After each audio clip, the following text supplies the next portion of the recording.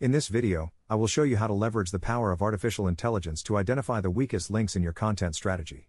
Managing a WordPress site can feel like a never-ending job, especially when you are trying to figure out which older posts are dragging down your overall search engine performance. Instead of manually digging through spreadsheets or complicated dashboards, you can use a specific prompt with Claude to do the heavy lifting for you. This method allows you to quickly scan your data and pinpoint exactly which articles need your attention right now.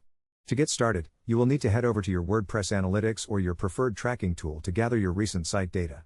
Once you have that ready, you can open up a conversation with Claude and use a very specific instruction.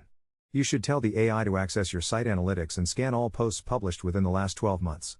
You want it to identify the top 5 lowest performing articles based on metrics like low traffic, high bounce rates, or short time on page.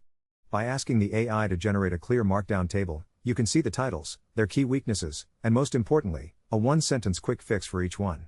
This allows you to prioritize your updates without getting overwhelmed by technical data.